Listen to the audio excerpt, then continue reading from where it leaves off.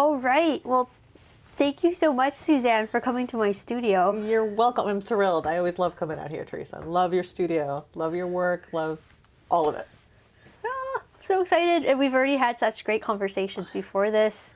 We drew your portrait. Yes, we just got done with Tea with Teresa, which was a lot of fun. Thank you to everybody who showed up today. Evan Goldman did a beautiful drawing of me, which I think he posted on Instagram already. Just check my feed real quick. Oh. So that's neat. It was fun talking art all day, and in that light, we were talking about what would it be like if artists from centuries ago had sat down in their studios and talked together about art and creativity, and leaving that conversation and also the importance of living with your objects. So we talked about that for a good long time. Teresa has some beautiful collection of pottery and just lots of things that end up in her paintings, which we'll probably talk about a little bit as well. And so it is quite the experience coming here and seeing Teresa's beautiful studio. So it's always a treat. So thank you for having me. thank you so much for coming. You're very welcome. We were going to talk today about your cake paintings, right? Exactly. Is that what you're officially calling them? Yes, I've decided to do a series of cake paintings. I have a long-standing fascination with cake paintings. I actually started painting a lot of pastries back when I was doing these almost like Marie Antoinette poses. Yes. Some of the first ones where I had a wig on, powdered makeup, the rouge cheeks, those dresses in pastel blue, white, and pink. For me, that's definitely a thread that I picked up in the work. And so it seems like such a perfect symbol or object to paint within your oeuvre of work. Yeah, and I had a lot of themed pastries that went with those colors. And I just made so many paintings during some of my first years out of school. And I haven't done any cakes since then. And so I feel like I was kind of coasting off that. But I decided to pick it back up again. And I go to the supermarket a lot, and I just see the cakes behind the glass. Mm-hmm. And we were talking about this. We were also talking about Wayne Tebow at the National Gallery of Art in the East Wing and his cakes. Yes. And I think the two clicked, and it was always on my mind when I would pass that Wayne Tebow in the East Wing. You know, it's one of the only representational paintings in this modern art collection. And that luscious, just thick texture of the cake, I was like, I want to do that, I want to do that, and I just kept on doing it. Yeah. So I finally decided to motivate myself, and I started this still life right here. And so this was the first one, because the one that I'm looking at over here, I mean, she has many paintings that have the cakes in them. What preceded what? So this was the first one, or that one? That one preceded, right? Actually, you're right. That one, there were roses for the end of the world, I called it. And it's an allegorical painting. It actually has a cake in the middle. It's like a birthday celebration cake. Mm-hmm. That's what they call it at the supermarket. And it has no candles, and it has these four winds. So the north, east, south, west wind. And a lot of swirling tulips and flowers, and apocryphal putti with a trumpet. There's a 3 red jesters, which is sort of a mystical number. There's cakes, obviously, dolls, dramatic poses. And this is your kind of Alice in Wonderland kind of wig, right? Like the that she's wearing the blonde wig. Is that kind of the symbolism there? Yeah. Because then that for me ties in the Eat Me cake from Alice in Wonderland. So that's another thread that I see with this work that you're doing that I think is just so brilliant. Yeah, I definitely liked the Alice in Wonderland illustrations by Tenniel. The ones that apparently Lewis Carroll actually worked and was very specific with Tenniel, and he was a big illustrator for the day. And I just love the draftsmanship. Yes. There used to be a book in the museum. Ink drawings, right? Yeah, or etchings even. There was a book at my local library, and I used to check out books all the time. Before you see all the books I have now, I didn't used to have so many books. Okay, how old were you? Oh, I think I was like still maybe just back from Florence Academy of Art. Okay. Just building my book collection. So I used to just check out like dozens of books on rotation from my local library, and then what would happen is that certain ones I noticed would go missing. because they became really valuable, Yeah. and someone would check them out and lose them. Oh, And I think they'd probably sell them oh, right, later. right. And then that happened. It happened to a Pierre Paul Proudhon book. Mm-hmm. And when Yes, it did. When it went Yeah. missing, I was like, oh, I'm going to buy one. And it was like 1,200. Yes, and that's when I yes. put two and two together. Yeah. Well, Tenniel disappeared too. And after that, I was like, I am going to start buying books because Yeah. I cannot rely Yeah. on the library. And sure enough, after that, the local library deacquisitioned a ton of art and music books. They made space for like conference rooms and more computers. Did you buy up a bunch of those books? Are they deacquisitioned? Or? I don't think they really gave much notice. I didn't say we're selling the art books or anything, but I just noticed that there used to be like shelves and shelves, and it was just like a little section. I have seen, locally we have a book sale, an annual book sale. The library hosts that. And you do see the people come in and they have the scanners and they are scanning that ISBN and they are looking specifically for those big ticket items. there So you you go. do see them doing that. And people professionally that do that. So I can totally understand that. I'm wondering, when you were a child, were desserts forbidden, or was it something that you kept in your house? Like, did your mother bake? Was it a regular occurrence that you would have these sweets around you, or was it like a special kind of thing? It was sort of moderate. She would bake. She was good at that. She made a lot of these Slovenian cakes, which were not too high on sugar. They were like mostly cinnamon and dough. Oh, it and sounds delicious. Flour. They were good. And then, yeah, there would be cake at birthdays or maybe school. Yeah. Do you have a sweet tooth? No, actually, it's interesting. I lost it when I was in Florence. So when I was about 17, I noticed that, well, first of all, I had this was not just like me. A lot of Italians, apparently, they would go to the local pastry shop where you could also get bus tickets. And they just sold pastries for breakfast. Oh. And at that time, you could buy like a cream-filled donut with chocolate icing for like 40 cents. It was really cheap, or even $2. And that would be just like my breakfast. Yeah.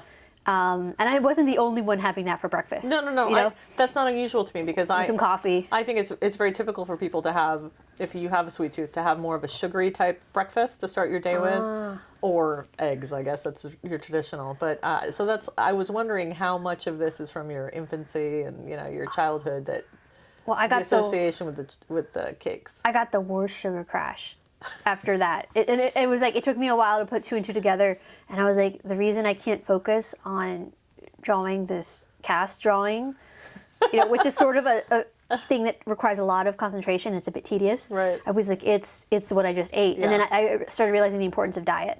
So I totally stripped the sugar out of the diet after that. Actually, pretty well. Yeah. So then I was eating pretty healthily from local farmers markets. Yeah. And learning to cook more. So, and it just stuck around because I associated sugar with low performance, and I associated being a great painter with eating better. Oh, that's fantastic. So Yeah. I just went on like a no sugar thing for a long time. Yeah. So then, in this one painting that we're talking about here, the Four Winds, the cake is a celebration. You said it's a birthday cake. It's I think that's kind of an interesting, the idea of these cakes marking a specific time of the year or an event. I think that's kind of an interesting theme, maybe in that particular work.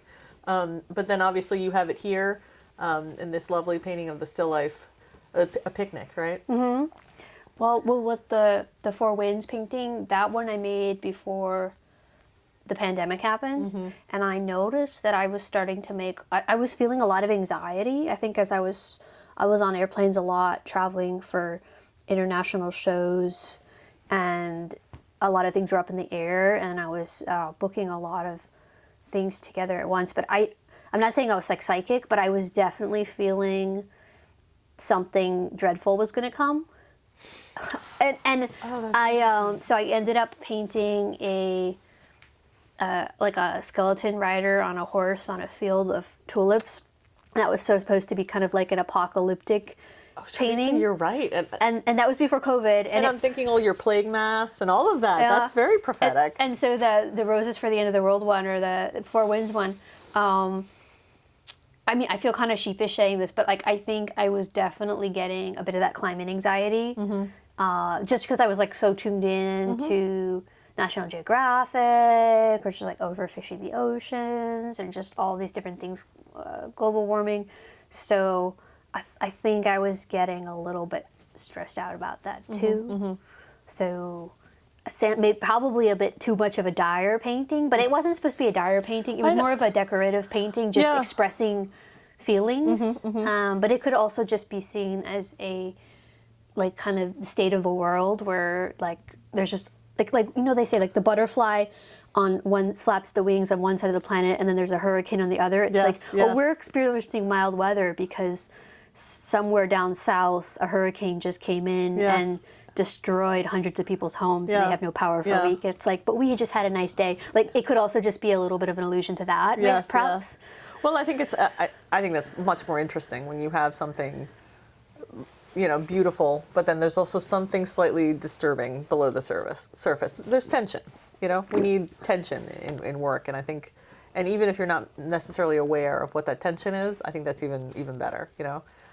So that doesn't bother me at all. I actually find that exciting. So it's a little cathartic to paint paintings with tension. I think you can actually be like in quite a good state of mind when you're painting them, and you're kind of painting out maybe the tension. Oh, definitely. I mean, art is completely therapeutic. It's you know, for us, for people that's exactly what they do in their industry as art therapists. You know, it's a legit thing, definitely.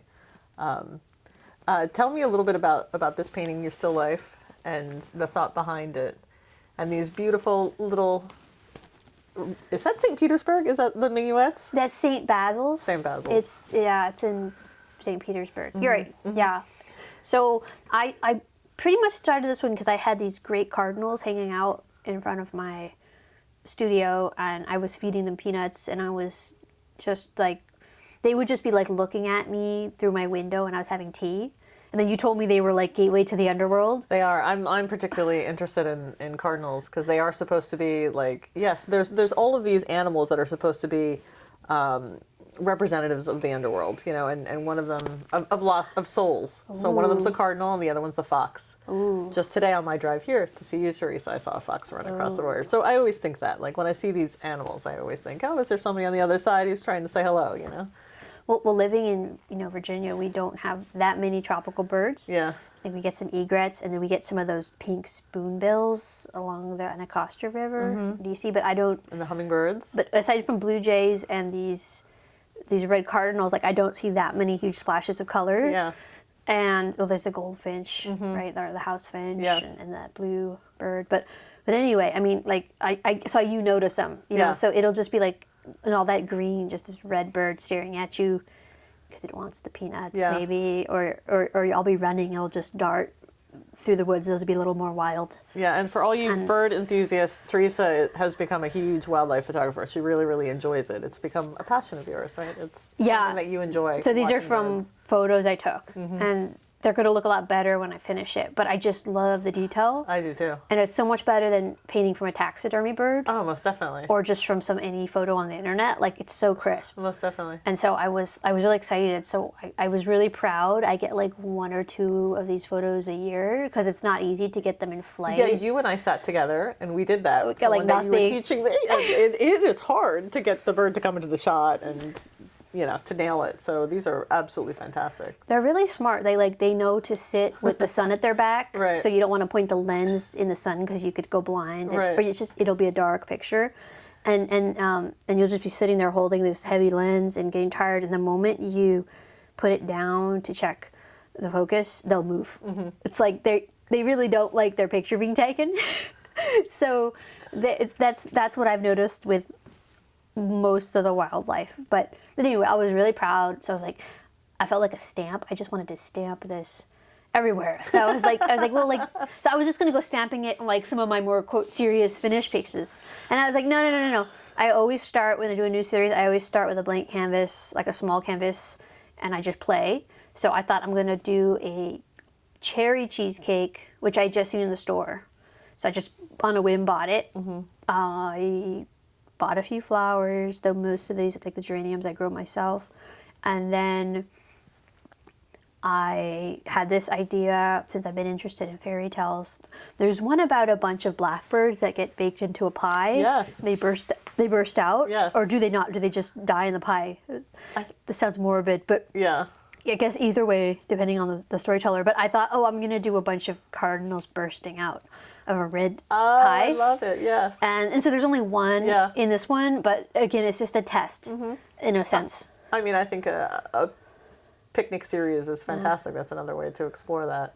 But I did it right around New Year's, and it was like I decided I wanted to do better flowers. I wanted to really start doing better flowers, and I decided to do a cake series. I thought I need to do like lighter things, a little bit lighter things to balance out the last 2 years and some of the earlier ideas. Yeah. Because there's also been like a lot of sharks. Yeah, but and cakes. there's whimsy in your work. There always is. Yeah, you know? exactly. So there may be sharks, but there's also cakes, and there's also flowers, and there's also the palette that you choose to use, which is, you know, a brighter palette and, you know, happier palette. So, I mean, that's what, it's the saccharine and the sweet together, and I think that that's, Yeah.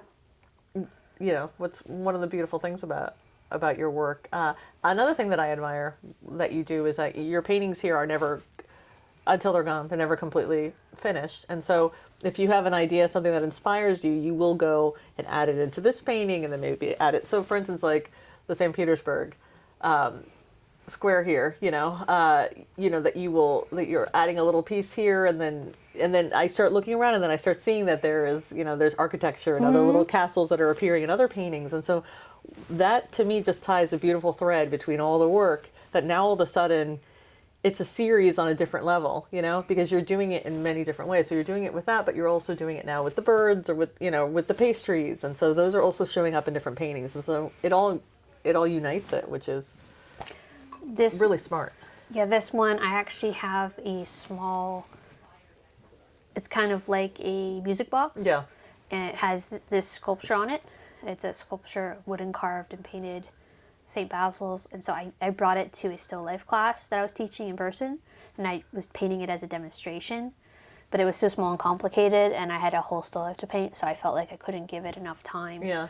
And I kept getting pulled, so I think that was in my head, and I was like, I'm going to put it up there. And I have been doing a lot of And castles. what started that? Well, I've been doing a lot of castles and clouds. What started that? We were talking about it earlier. What was the first one that you did? Oh, the Notre Dame. Yes. The Notre Dame Right. burning. Yeah. So the contemporary things will kind of seep their way into your painting. This was before Ukraine was invaded. Though. Yeah. No, of course. Nothing to do with of course, Russia and the current politics. Of course. It just like happened right before it. Right. Well, yeah. Unfortunately. Yeah. It's. But I do love that. I do love that some things will just kind of pop up in the work, and I just think that that's really, really cool. It's like it's a neat scavenger hunt to kind of find all these themes that are appearing in the work. I came up with a thought to express it. It's like having a butterfly net up for a long time. So if the painting takes a few weeks or a few months, if you purposely slow the process down and you're not rushing it, there's going to be more ideas that pop into your head you can add. Agree. Than if you agree. just dash it off. There seems to be this big impetus to finish things like in like one day. Yes, let's talk about this. Or Yeah. like let's be super efficient and finish it, and like that's nice and everything. Yeah. And I do associate that with like the plein air mindset. Yes. Or the painting a day mindset. Right. But I've always been more like taking a long time. I agree. I'm the same exact way. For me, observation plays such an important part in the work and living with the subject. And I really have to step back and think about it. That's part of the process. So I think if we rush through things, you're losing that aspect of it, So, I know that there are painters that really pride themselves on being quick and being fast, and that's fantastic. But there's also something to be said about allowing a painting to just, grow naturally, organically on its own, and have it tell you what it needs. And that's exactly what you're doing. You're doing a call and answer, really. Yeah, right? call and response. Exactly. Yeah. That's what you're doing with your paintings, and I really admire that, because it's definitely something that I like to do with my work as well. It's important to me to think, It feels more like writing a novel. Yes. Perhaps. Yeah. Than like an email. More long form versus short form. Yeah. Yeah. A novel versus a poem, Yeah, and a lot of people think of like spending a few months on a painting. It doesn't mean that you're working on it 5 hours a day. Right. It just means that maybe you put it aside. Exactly. And then you come back to it after a few That's another weeks or a topic. few days. How many paintings at a time do you work on? Many, like most in the studio, are still in Define that. progress. So what would you say? I don't like 30. 30. Okay. So then it's perfectly fine for you to take, X amount of months to work on a painting because you have 30 of them going on at the same time. So, I think that completely makes sense. And I tend to sell them when they're almost done or still in progress. And occasionally when they're just done. yeah. But that tends to help me wrap things up a little bit. Yeah. And I know I'm not the only artist who does this, and I might have inherited this working method from the Art Nerdrum School because he and some of his students will also take like years to finish something, and it's not because they're reworking it every day, but it's like until it's sold, like why stop painting it, I guess? Yeah. Yeah. So I've seen him, like I wouldn't go this far, but I've seen him take a painting that was in a book, published and finished, and just like And rework it. change the pose, the composition, change Interesting. the whole thing. Interesting. Yeah, Wow. yeah, I know. I love it. That's great. I agree with you. Why not? I don't do that, but I do like having that window for seeing things, and especially since I've been painting things more to do with the seasons and outdoors, I like going outside and maybe I'll see something on a trail, a certain tree or cloud or a certain light, and then I'll be like, I need to put that in this piece. So I'll start to plan things seasonally as well. Like we were talking about today with the Tree of Life in the Garden of Eden. I was like, I need cherry blossoms. So I waited until DC's cherry blossoms broke out, and then I went and spent the whole day photographing detail shots. Yes. And now It's going to be beautiful. yeah, but now I know, it's like I feel so secure. It's like it was worth it. Now I have them. But collecting birds, like I'm all ready. It's so important to create your own reference, to gather your own reference. It's a part of your culling, your imagery. It's. I mean, I don't know if you've ever had this experience. I'm sure a lot of our viewers, listeners have had this, but there's this stereotype or this all too common situation where the artist is rushing a painting for a deadline. Or a demo. I think that's a big part of the culture, right? Or more a show deadline. Yes. Right? Like we have a friend right now who's Yes. rushing for a show, and Yes. that's good to have that hard deadline. It does make things happen. Yes. But I don't enjoy that working The process. stress. Right. Not the stress. Like Yeah. I feel like having that deadline kills for me the work. Like I'd rather finish all the work and then have the show, or have a like a year or I something think that's really to do smart, a show. actually. Yeah. But too many shows these days, or too many publications, like they want the show in a month or two. It's how can you put something together like that, you know? Yeah. And I just wonder what that like fast rushing pace is doing to the contemplative side of the fine art. Yeah. Completely. There's an artist in Colorado, David. What's his name? I'm totally blanking out. But he does exactly that. He'll produce an entire series of work, and then release it after that series is after he's done with it, and then he goes shopping for the places to show it and exhibit it. And I just think that's really, really smart. That's a great way to do it if you can. I've been painting several series at once. So I have like the outdoor sort of old master, almost inspired cloud series and landscape series. Then I've got the cake painting, sharks, like self-portraits, the religious allegory pieces. Yes. There's a Jonah and the whale back here. I'm excited about that one. Do you want to talk about that a little bit? Sure. Did you mention that that are you gonna add cake stuff to that one, or No, but flowers. flowers? That was it. Yeah. There's a Garden of Eden. There's a like apocalypse scene. There's like a Judith and the shark. Like there's I have hidden back there the golden apples. Is it the nymphs that guard the tree? It's the Greek myth. Yes. With the golden apples. Yes. Then there's a Hydra somewhere. I have like a scene. Like I have all these scenes. Like I have like several series going on at once. But they all kind of relate to each other. And they all kind of relate. That's what's really interesting. They're all interwoven. They're not separate I mean, they kind of are separate series, but then they're all united because you have these threads that run throughout everything, which is just really smart, and it's really very you, Teresa. And I've been able to share them as I go and sell them as I go. And that's allowed me to just be super chill and enjoy the whole thing. Yes. I'm really enjoying it, I Yeah. have to say. Enjoying the process of making them. Yeah. The cake painting, so you're working much more impasto, much more thicker than normal, I would say, in your regular work. Is that something that you've enjoyed doing, and is there anything you want to talk about with that? Like, I know you also teach classes that are paint making, right? So is that... Yeah, as I've been teaching online, I'm able to work on pieces, like all these pieces here, this cardinals with the cherry cheesecake, the Garden of Eden, even the self-portrait down here, and pretty much every painting we've talked about, actually, I've used in an online class. So I paint details. So people, if you want to see a master painting in the making, you take one of Teresa's classes, because that's how she's going to do it. It's like a wheel. So it's like, okay, this week it's demonstrating cakes. So it's like, okay, take out the cake painting. It's dried from the last time I did it, which was like 3 months ago. Yeah. Mix up the impasto medium, teach people about that, how to get like really thick impastos with chalk and clay in there as like an extender for the pigment, palette knifing, sculptural modeling. It's also something I always wanted to do and just couldn't make myself go that thick. Yeah. We were talking about Antonio Mancini and Wayne Tebow, so it was like a challenge, and I was like, well, if I have to teach it, then I'm going to have to meet the challenge. Yeah. So it was like a symbiotic relationship with the students, me, these other artists that who've inspired me and so many others, and then I had another one with the flowers. I was like, I like my flower paintings, but I want like just one individual flower to be like super. And I felt like I was like kind of dissipating the energy over like 100 flowers. Because that's just my paintings just have hundreds of flowers. So I was like, and I was always using that as an excuse, but I was like, no, I can still put all the energy into like one.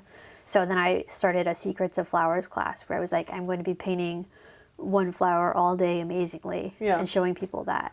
One thing that my eye sees when I'm looking at your work, I just love the way you are hitting that last light, with, you have your Terminator, and then you have this, as the form is turning, that hint of color that appears as the form turns. I don't know if you're... Last light, is that the same as the halftones? Yes. So it as it's turning into, shadow. As it's turning into shadow, there's that last light there. I'm gonna have to start using that. Yeah. So that's a term that I've heard, but I see that everywhere, and I see it like in nature. It's more and chromatic. Yes. Yeah. Exactly. It's cool usually, exactly. right? Well, yes, depending on the lighting situation, but I see it so beautifully done here in your work here, and also in the wings, and it's something really strong about your work that comes from modeling form in a classical sense, but also there's a little bit more there. There's there's your own sense of color and your own gestural line quality. There's some really lovely things happening. So I do particularly like how you paint flowers. It's a place to put character. Yes. So like here's another example within the icing. It's partly observed from John Singer Sargent. I noticed that I had read an artist who was talking about him, and they said that he used a smaller, more compressed value range, which is always more impressive at a glance. It looks less labored. And they said that he did that by using warm and cool to show form. And I thought, I want to start looking at that. So I started paying attention. It's also just like a way to be expressive within what you could call a more confined painting medium, like realism. So it's like, as long as you get the values right, but you can just go crazy with the edges and the impasto and the color. Well, it's a really nice effect. It definitely is. Like it's all here in the pumpkins. And I've been saying this to my students about the still life, and this is one of the great things about teaching, because you have to start verbalizing what you sort of know. But like when you see this cake or a flower or any kind of painted thing, the artist who spent hours observing the object from life or from photo or imagination or whatever it was, you as the viewer are seeing the benefit of all those hours in just a second. Yes. And that's the value. Yeah. So it should look better than just the real thing, and it Yes. should look better than a photo. Yes. Otherwise, why do it? Yes. Oh, that's a really lovely thought, Teresa. I think so. It has Yeah. to have like some kind of So it's like it's memory painting. or some kind of imagination or some kind of like novel view of it. I believe. Yeah, I think that's really cool. That's a neat thought. There are certain things that you think about that are just very stimulating, and that's definitely that idea of observed, that over time the observations equal memory that then layer into the work. I like that. That's really, really cool. I mean, there's that saying, right, that people are paying not just for the time spent painting, but for all the years of education that it took to get you to paint that or to get you to see it. Because so much of it is really the brain drives everything, right? If we don't understand things, we can't paint it. You have to understand the effect first before you're able to paint it, and that's the way that we work, as far as our learning processes and synapses and all that. So that is fascinating all unto itself. The way that the brain is wired, and I Yeah. think that's very cool. There is a painting that you are working on that you showed me. It's here on this easel. So I don't know if that's one that you wanted to show, or will you show later pictures maybe on YouTube or on Instagram of the pieces that we're talking about? So we're speaking as if we're on a podcast, but this will eventually be on YouTube with overlaid video. But for those who are just listening, we are looking at a painting of two sharks, great white sharks, in some kind of like clearish seawater, and they've got a stack of cakes on their head, like a dozen each. It's like two towers, and then there are some. It's so great. It's so Teresa, like at a glance. It's. Yeah, and then there are some cardinals, and I'm doing my typical like adding as I go. So there's gonna be dozens of magnolia blossoms and hummingbirds. Why magnolias? Is there any symbolism there? I have. Do you have the language of flowers? Do you like? No. Is that something? No, but I like them, and I actually have a tree behind my studio that was supposed to bloom, but there was a cold snap. But so maybe I'll even wait another year for those reference photos. But if not, I'll just use some ones I have from previous years. Yeah. And I just really like that kind of tree. And I was like so into the hummingbirds too. Yes. And I just thought, that would be the coolest thing to just have like dozens of hummingbirds diving around dozens of magnolias on the two sharks. So it was very much an imagination. Well, and the imagery of the cakes stacked up on each other, it looks like, and then it circles back to your Marie Antoinette's paintings, because it has very much that feel of the hair, of the bouffant kind of hairstyle of Marie Antoinette, the white powdered wigs, because there are these confectionery cakes that are all kind of, one on top of the other, like a game of Jenga. It's really, really cool. I think it's inspired by a few things. This shark painting with the cakes, it's partly inspired by looking at Frida Kahlo's work. I did a review on her work. Oh, interesting. Her book. Which one specifically? Just her whole body of work. And I listened to her audiobook about her in America. And then I visited Mexico City 2 years ago. And I was... Casa Azul, right? Casa Azul. I was looking at these artists who were painting. First they had a vision, and then they used realism to express it, versus what I had been, which was a classical artist in an atelier where it was like you set something up and then you found the meaning and expressed something on top of the still life. Interesting. Instead of projecting yourself onto the subject, like the model or the bowl of fruit or the landscape, it's more like you have a vision and then you use realism and whatever it means to paint it realistically. That's composing. So revert, and I was definitely starting to go way more into composing, and I think that, again, referencing like the pandemic and this kind of like not traveling, not lockdown, but we had sort of this type of thing, like a lot of museums closed, life was not the same, and so it wasn't like I could just go fly to Italy and paint Venice. That wasn't like on the table, so to speak. So it's like all of a sudden your world gets a little smaller.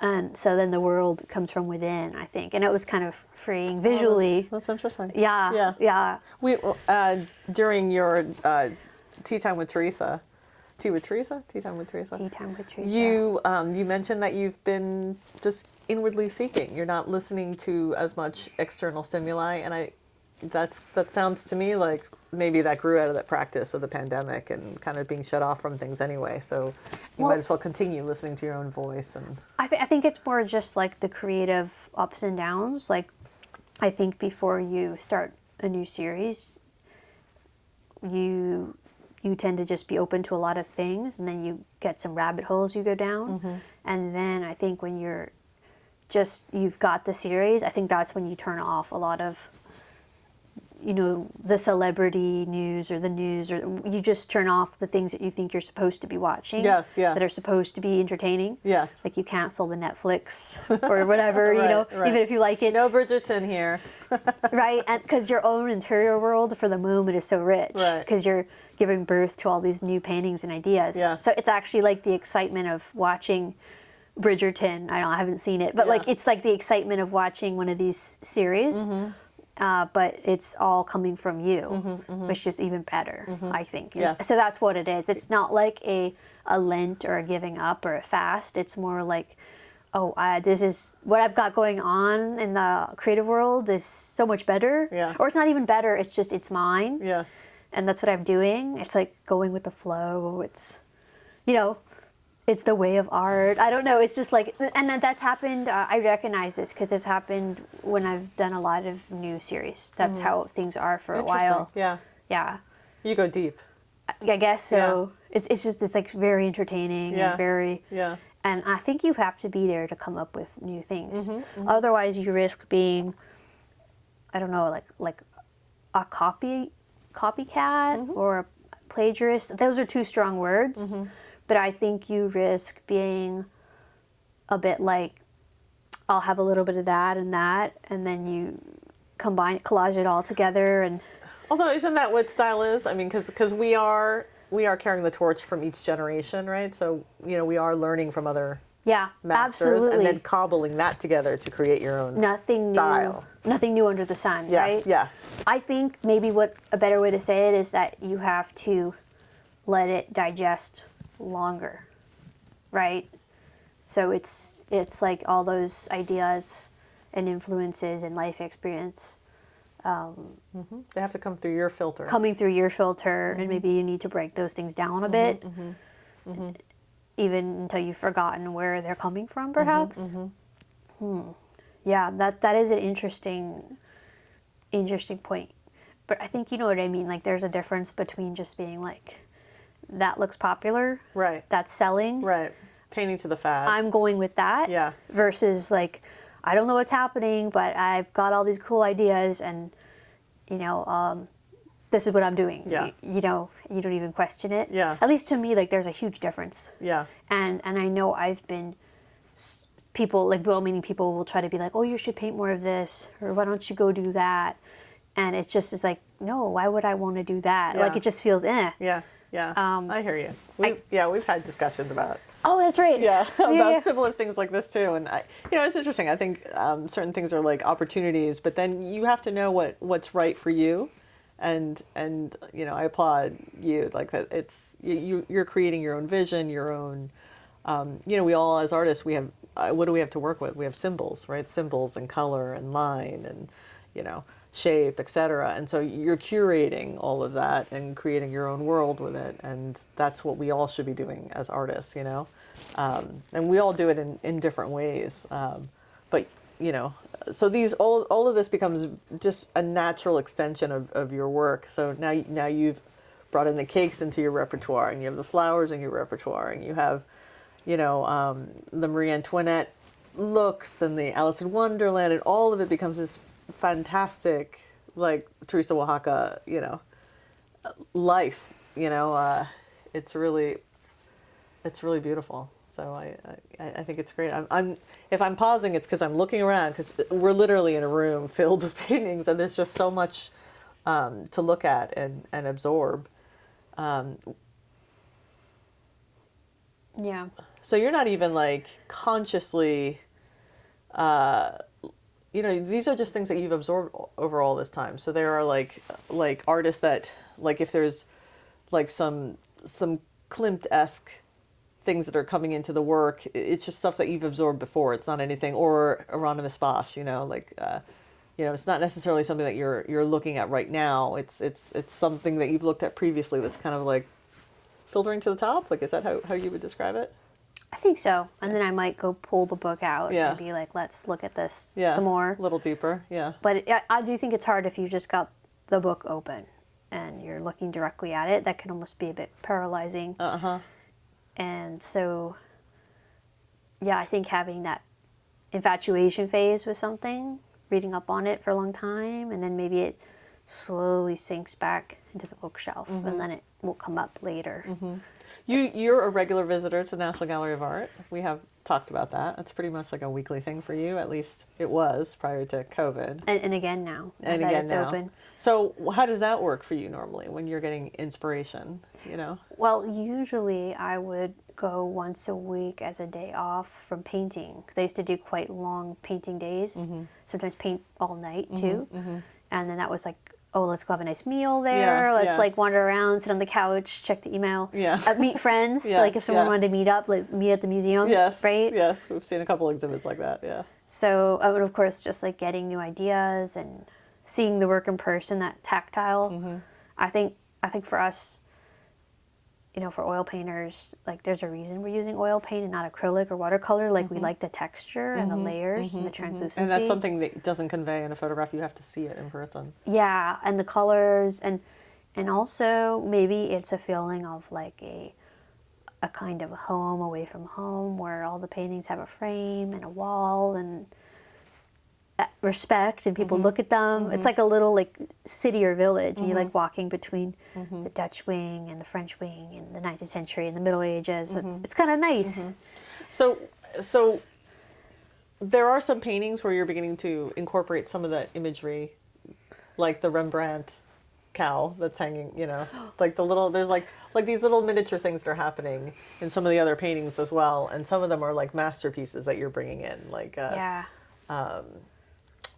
Watson and the Shark. There are things that are surfacing like that. So there are some of it is intentional, and then some of it is just kind of happening on a level that you're probably, it's just filtering to the top. You're not even as aware of it, in terms of all of it coalescing. But I think it's neat. I mean, clearly you're, I just think it's so important as artists to be looking at art, right? Like, I think we have to feed the soul, Yeah. Well, I think that I've... And Instagram looking doesn't count, right? It actually can in a way, like some of the photographs and the details are nice. Like someone might go and take a detail that's or a nice much video. Better than what's in a catalog. So I don't know, it kind of counts, but of course being there in person, at least for me, is really good. But yeah, I think not having the museums open for 2 years, I was missing them. And definitely. So, and then when they opened, they were so slow to get anything really good going. All of those. Was it small, only open one floor? Yes. So I started painting little paintings into the clouds on one of my pieces, or two of my pieces. I think that was a way of taking the museum home. Yeah. And then I've always been interested in this idea that copying the masters is somehow good for you. Yes, definitely. I don't think so. At least the way I was taught, it kind of felt like an exercise in photocopying. Oh, okay. Without using the real pigments, without understanding the technique. Right.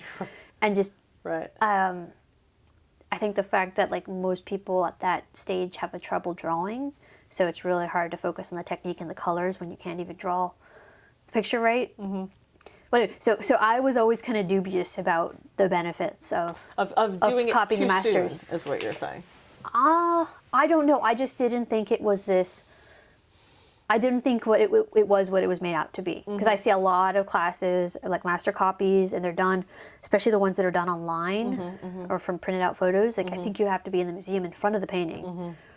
But anyway, that's just my opinion, and Yeah. I have that opinion from copying a Velasquez and a Jan Levens, and not feeling like I learned At the a NGA. terrible amount Yeah. afterwards. But that being said, I had always wondered that because my opinion's not like the most common one about this. So I thought, well, maybe I'll copy some other things. So I started finding creative ways to add the paintings to my own little like To your own hints vision, yes. here and there, like Yeah. things like inside jokes, like Yes. things only Yes. other artists Yes. would know, or even Yes. maybe like I don't even copy necessarily like entirely famous paintings. Yeah. So I might copy paintings that like people just walk by, and Yeah. that's a corner in a painting someone walks by, Yeah. and like so very inside jokes. I'm totally blanking on the name of the artist, but there's an artist, an African American artist, who I'm totally blanking on his name, but he was interviewed at the NGA, and they had this great interview where he basically said that any time that you can reference the masters, you bring yourself in dialogue with the masters, which I just love that thought. Dialogue. And so It definitely feels like being in dialogue. yes, Yeah. you know what I mean? And then as artists, I just think that's a really smart idea, because in the future, when they have an exhibition of Rembrandt, they might consider the Teresa Oaxaca that has the little Rembrandt, and also as part of it. You know what I mean? Because then that becomes part of the dialogue through the years, through the generations. It's an interesting thought. What is? I'm tired. I'm totally blanking on his name, but he's a phenomenal painter.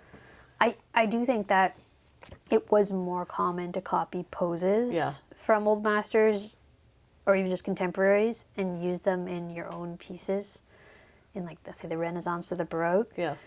I don't know why. Maybe like not everyone had access to models, or maybe some people couldn't even draw or paint that well.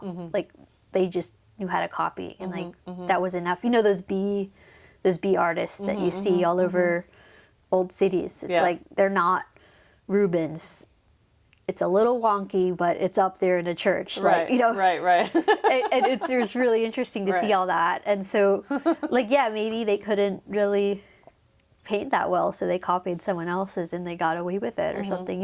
I'm really interested, like how. Maybe those are students, like school of, right? Yeah. I mean, Yeah. yeah, you definitely see that. Or we've all had collectors who, or not collectors. We've all had like people who wanted a commission. And then they hear your fee, and then they say, "Can you do that, but for less?" Right. And then you want to just say, "Okay, well, why don't you talk to my friend so and so? They do a really good deal for 3-hour alla prima." Yeah. And it's like they want you to do something that takes you 3 months Right. for the price of a day. Right, And it's right. like, well, Right. maybe that's what they were doing in the old days. Right. They were just saying, "Well, why don't you Right. hire my student Oh, that's interesting. Benedetto Yeah, or something?" yeah, yeah. So like 12-year-old kid, just joking, but Yeah, like yeah. maybe that's what it was. It Yeah. was just like, sure, he'll do the same job, but Right. just a little less Right. well. Well, then also in the studios, they would hire their students to do like minor areas of a painting, right? And then Yeah. the master would come in and put the piece de resistance and do the face, do the thing that like sold the painting, Yeah. So that's part of the school, I guess, as well. I think that's a really interesting. What is it? Marshall? Is it Carrie Marshall? Who is the painter? I think that's his name, right? Anyway, that I was alluding to earlier. I don't know. Yeah. It'll come to me. It'll Yeah. come to me when we're done with this. Maybe you should paint his portrait. I know, right? Bring it forth from your I know, imagination right. and put it on canvas. Right. Yeah, okay.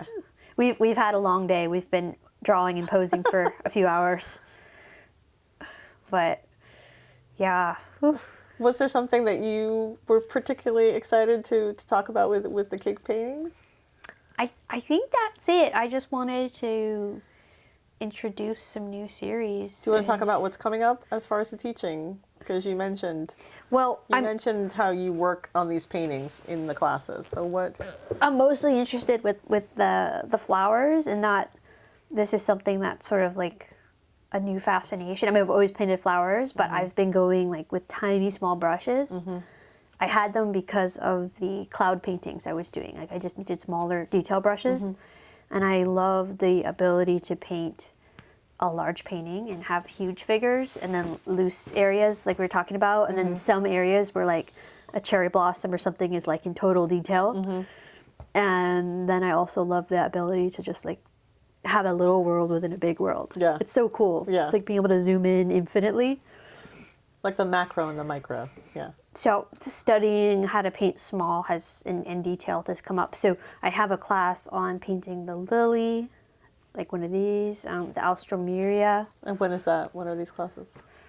Off the top of my head, I don't know, Okay, but they're coming up. up. They're on the website, www.teresaoaxaca.com, and a highly pigmented or high chroma roses is coming up, geraniums, basically everything in this bouquet is I'm going to be teaching. Oh, fantastic! And where will these?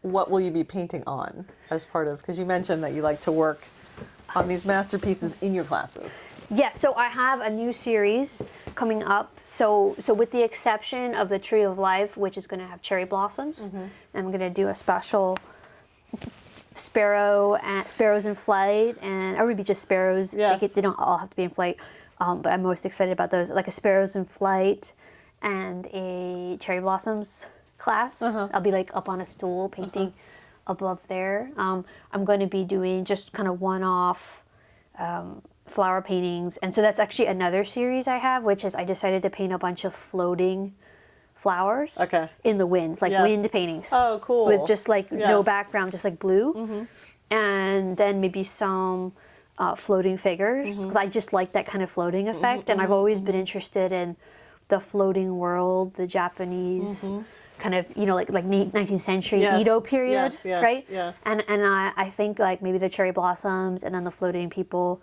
like sort of beautiful women in nice dresses kind of thing. Like I think, oh yeah, that's very floating world. Like I'm finally translating that into the. Is that Hokusai or who is that? Hokusai, all other kinds of artists too. Yeah. Like it was like a whole period. Yeah. Yeah, of like beautiful things and this kind of feeling of like floating down the river of life. And like pleasures of the world, and like metaphorical, very poetical.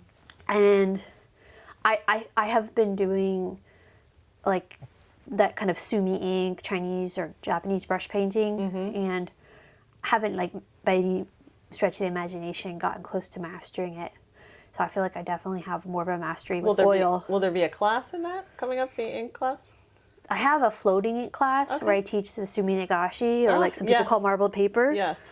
Online it is, and I also have an in-person one coming up in Arlington, Virginia in June. Fantastic. Is that sold out, or can people still sign up for that? Don't think it's even been listed yet. Okay, so great. excited. There you go, people. But the in-person are starting to happen. I'm really excited. But no, I think I'm like, after being frustrated at not being able to paint cherry blossoms in ink well enough and birds, I'm like, I'm going to do it in oil. Yeah. So I think that's where that's coming from. That's really interesting because I love your ink work. I like it too. You had a whole different account, right? What was the name of that account that you were doing on IG? That was just Underpaintings or Uncanny Yes. Exhibition. Yes. The Uncanny. I'll have to revive that at some point. Because it's just beautiful. Oh, thank you. Yeah, and that was where one of the areas that I first saw you being more experimental with your work. Yeah, I would do it on the floor. Yeah. Yeah, I mean, I still do it. It's kind of like something I do behind the scenes, but I did start a second Instagram account and website for the House of Oaxaca. Yes, so you technically have 3. Which is technically, we're on the House of Oaxaca podcast. Right. So that was supposed to be an outlet to more graphic art, prints, Clothing. leggings. That was supposed to be like everything that wasn't fine art oil painting. Yes. Because fine art oil painting has its parameters. Yes.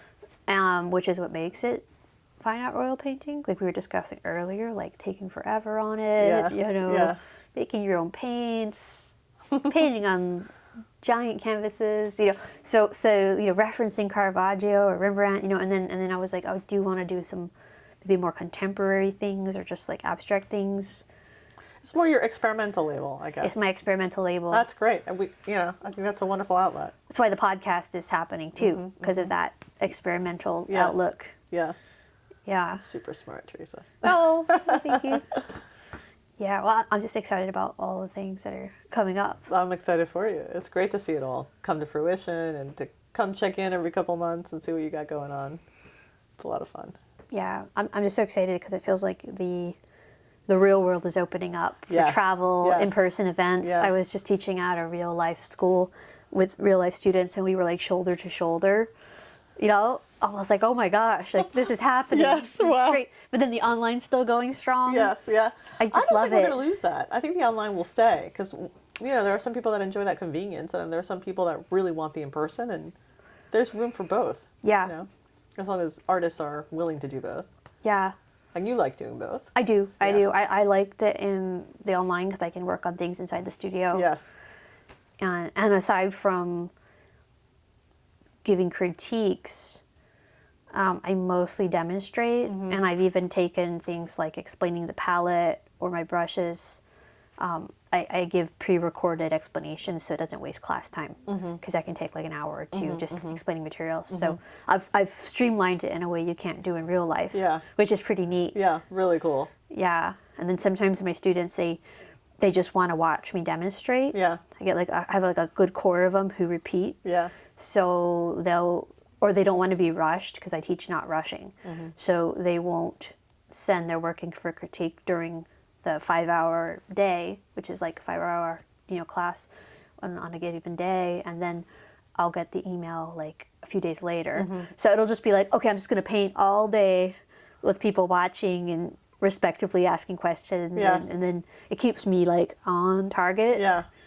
And That sounds perfect. gives me a way to pay for a large, like self-fund, large, almost like crowd-fund, large experimental paintings. That's a really great way of putting it. Yeah, it like is crowdfunding. I haven't even sold the painting, but it's crowdfunding. Yeah. And not that I need any kind of motivation to get to the studio, but it's like, you sweep the floor, the lights are on, you make a cup of tea, you're there. Yeah. I mean, you're there for the whole day, and it's a great way to keep yourself like on that wheel of like. That's the problem when you start a number of series. You can ignore some of them, so it just keeps everything going. Like just before you came, I was up till like 4 a.m. I had a stack of pieces of paper I had to marble because I had a conference and like 2 in-person classes coming up, so I needed to do charcoal demonstrations for all of these. So I was just marbling the paper. I had a tray of ink out and like dozens of bottles of color. It was messy. Yeah. And I was just like marbling away. And you're marbling for your participants. No, just for my demonstration. I just needed to finish the paper off. Yeah, yeah. And it just works better to just do it all at once. Yeah. Because it's a lot of water on the floor, Yeah. and then you can't have a tea time with Teresa or a podcast. So it was like. Right. Maybe it almost felt very like Japanese, where you have a small space and you like take one thing out, you finish it, you put it away, and then the room transforms. Yes. And it's like another thing, and then it transforms again. So multifunctional studio. that was kind of good for me because I'm usually not good at transitioning. I tend to just stick on one thing for a long time to the detriment of other things. Yeah. So I'm getting better at being more like just keeping the thing turning. Yeah. It's really smart. Yeah. I like that. I'm going to have to consider that as well. I think that's a really great idea. I'm trying to go with the flow. Yeah, because you can get lost on series, It is easy to kind of lose sight of things. Like things that... Because I like you, I do like for the work to take its time and to evolve. And then, and there are certain pieces that speak to you louder than other pieces. And the ones that aren't speaking to you as loud, you can lose sight of them. Yeah. And then kind of almost like, well, I don't know if I want to go back to that one, So it's a great way of staying on top of it. Yeah, and for myself, I've definitely found a balance because before the online world opened up like it did, it really felt like you were just painting for a show, but ignoring your collectors or fans or students. And then when you would teach, you were ignoring your art. Because we can't do everything. Some might say that even resentful that they were not at their studio, right? Yeah. And then when you're at the show, there was always this imposter syndrome because you're away from your studio and your students. Yes. And it's like these 3 different beings, and it was kind of painful to... That's what working women deal with all the time. Maybe. I would always feel very apprehensive before going on a trip because I'd be leaving the studio. But after a while, I'd get accustomed, and then I wouldn't want to go back because I would miss the place. But now it's like I feel like I kind of have everything, and I'm in contact with all 3 at the same time. Like, I don't know, the external being in public with the art, Yep. like watching its reactions on people, Yeah. the marketing, the connecting, the making of the art, Yeah. and then the teaching of the art. It's all very symbiotic, Yeah. which is good. Yeah. Yeah. Yeah. That's great, Teresa. That's great. Congratulations. Beautiful, beautiful work. And thank you Yay. for letting me come here and see it all and talk to you about it. Thank I you really so enjoyed much. it. Thank you. You're very welcome. Cool. Well, see you everyone, and thanks for joining us for our chat. Enabling us to chat again. This has been fantastic. Thank you, everybody.